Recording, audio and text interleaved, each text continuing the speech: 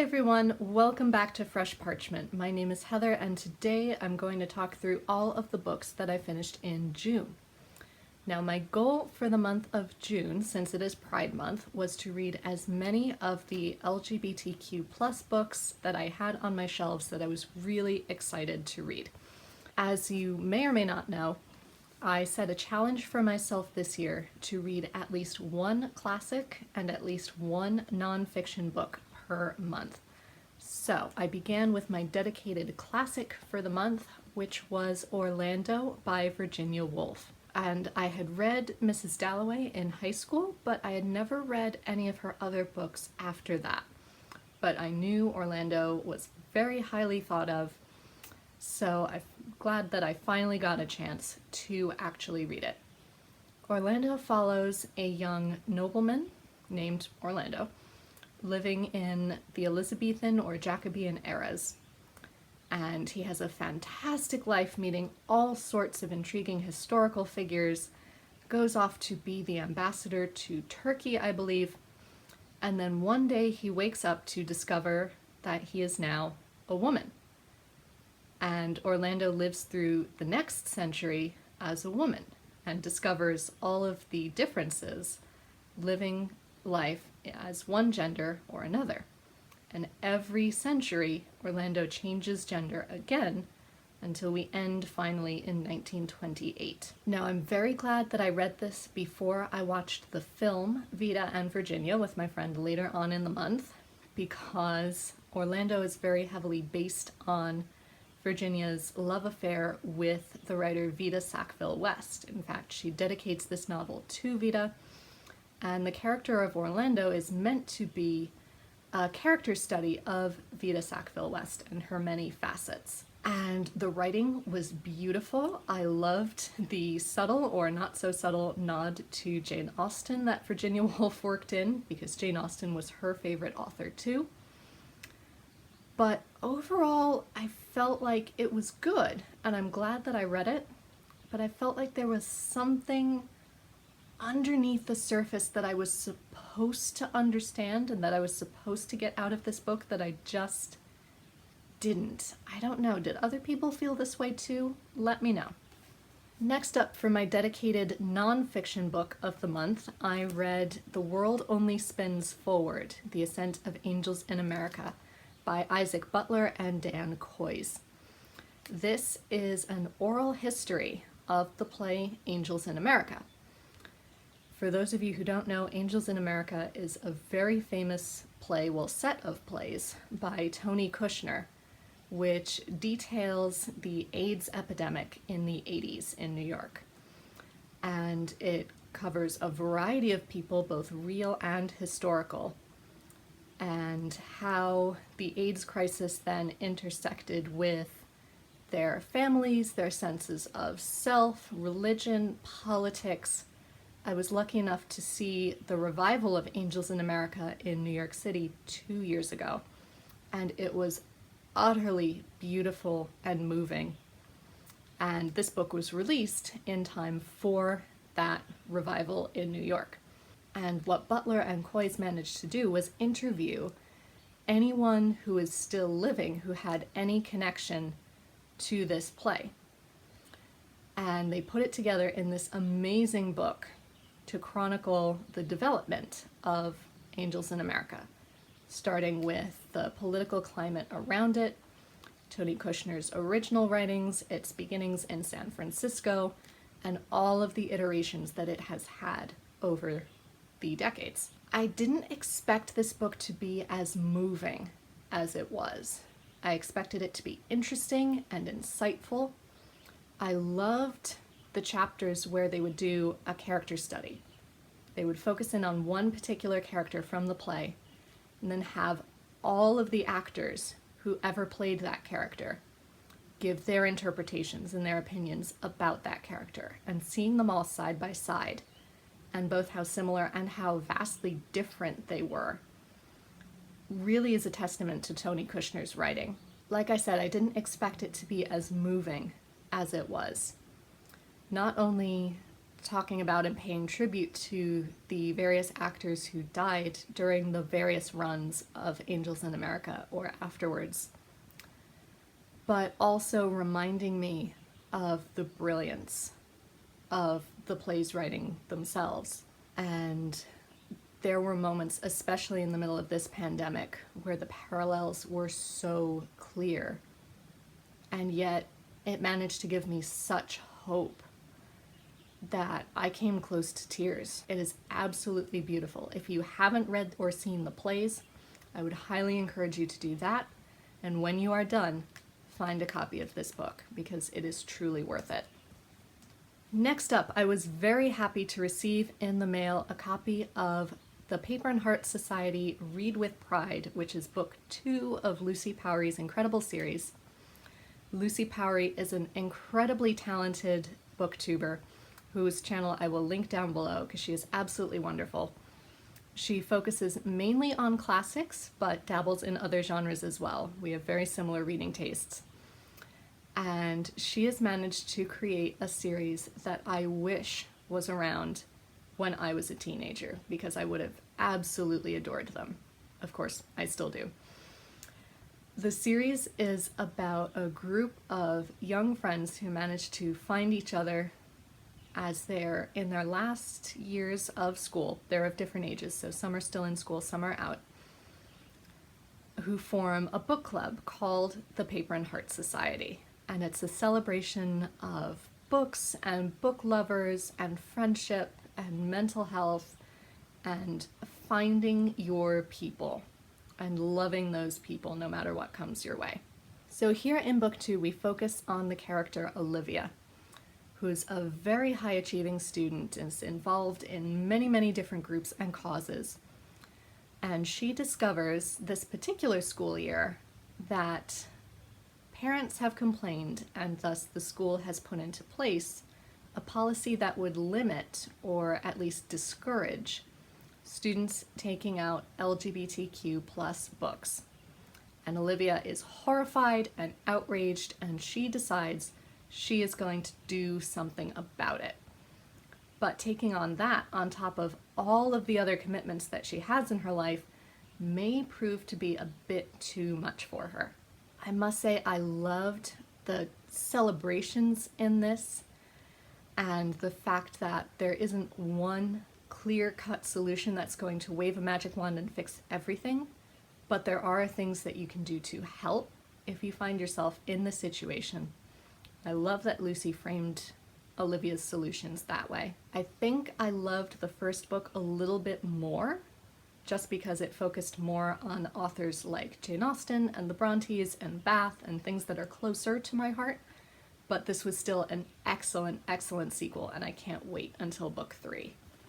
Next up, I read a set of books that I was absolutely thrilled to read, and I'm so, so glad I did. They did not disappoint, which were 2 volumes of Anne Lister's Diaries, the one running from 1816 to 1824, and the other running from 1824 to 1826, both edited and compiled by Helena Whitbread. So Anne Lister was the inspiration for the HBO show Gentleman Jack, which if you haven't seen, please go watch it. It is incredible. And Anne Lister was a young woman who grew up during the Regency and lived through into the beginnings of the Victorian era. And she was an incredible diarist. There are volumes upon volumes upon volumes of the diaries that she kept. And these diaries had a very checkered history. One of her successors, decades after she had died, was taking care of the house, and he and his friend discovered some of her diaries hidden in some paneling in one of the walls. And they were reading through these volumes, and they discovered that half of them was in this unusual code that Anne invented herself. And finally, his friend managed to crack it. And as they started decoding them, they discovered that all of the coded sections were where Anne was detailing, sometimes very explicitly, her relationships with a number of different women. And this absolutely horrified these Victorian or Edwardian men. And we are so lucky they didn't just burn them then and there. They decided to seal them back into the wall and never talk about them ever again. And even later on, as other people discovered these diaries in the 1930s or the 1960s, no one was willing to talk about the coded portions until Helena Whitbread found them in the 1980s or 1990s. These diaries are incredible, not only as a piece of female history, as a piece of societal history, as a piece of LGBTQ plus history, but in terms of Anne herself, she was a fascinating woman. She was very much self-educated. She was teaching herself music and languages and science, things that women could not have access to given that they could not get university degrees. But she sought out those opportunities for herself because she knew that she needed that kind of stimulation.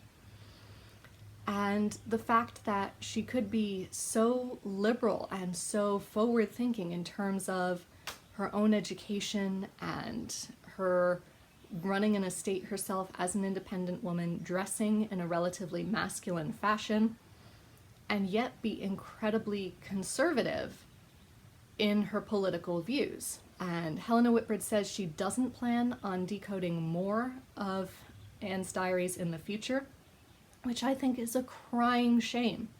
So please go to her website and contact her if you would also like more of her diaries, and maybe all together we can convince her to translate some more going forward. And the last book in my LGBTQ plus stack for the month of June was The Night Watch by Sarah Waters. And this was the last Sarah Waters book that I had to read.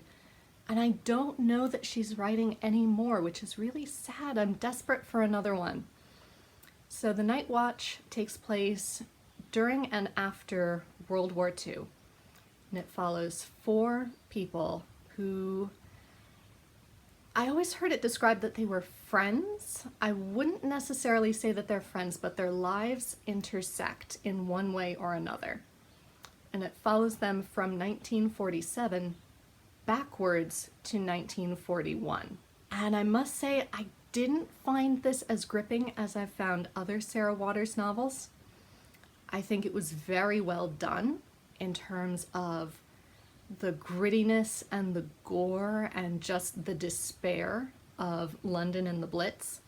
It really gave me hope that we can come through our current situation as well. But I wouldn't say that I enjoyed it, which proves that Sarah Waters did her job.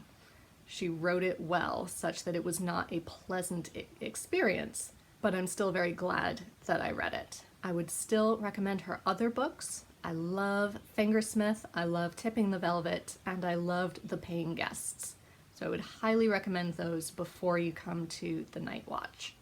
And lastly, as some of these books were incredibly deep and moving, I just needed something light and fresh and airy to balance out all of that darkness before I leapt into another book. So the first book that I looked to for solace was Pages & Co. Tilly and the Lost Fairy Tales by Anna James. Now, I read the first book in this series, Tilly and the Book Wanderers, back in February, and it is absolutely beautiful. I must say, the sequel was still very good, but it didn't hook me as much as book 1. But this definitely ended on a cliffhanger, so I believe we're headed for a book 3. So I'm very excited to see where that goes. Since Pages & Co. is a sequel, I won't tell you very much about this one, but I can tell you about the original, Tilly and the Book Wanderers, to get you excited. Tilly is an 11-year-old girl who lives with her grandparents, who run the bookstore, Pages & Co. And one day she discovers that Anne Shirley of Anne of Green Gables is standing right next to her in the bookshop having a lovely conversation. And that's when Tilly discovers that she and her family are book wanderers. They can dive in and out of books, literally, and wander through the pages, something we've all dreamed of doing. I loved this plot. It was just cozy and fun and fabulous, as well as the structure inside the book itself.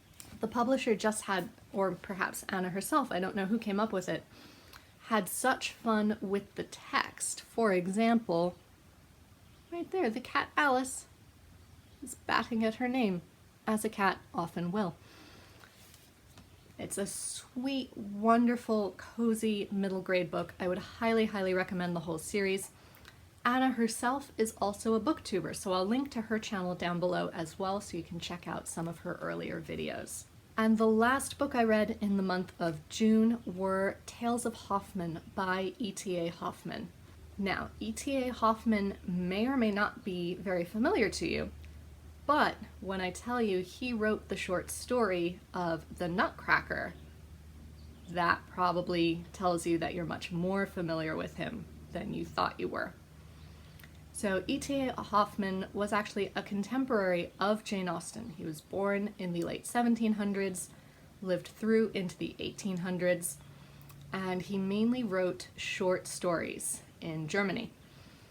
And these short stories are so intriguing to me because they are so unlike anything that I know of that the English were writing at the time, except perhaps Frankenstein. But I'm not sure where these compare on a timeline to Frankenstein. There's very much a scientific influence. You can feel the influence of Grimm's fairy tales, but also there's a deep-seated horror element to each one of these short stories. Now, I will say some feel more horrific than others, purely in terms of sometimes he will have a thread and there's a mysterious thread and you're following it and you're following it and you're being drawn deeper into the story, and it's absolutely amazing until suddenly you discover the horrifying thing and it's the big cliffhanger, and then he leaves it and then continues the story to wrap it up neatly at the end.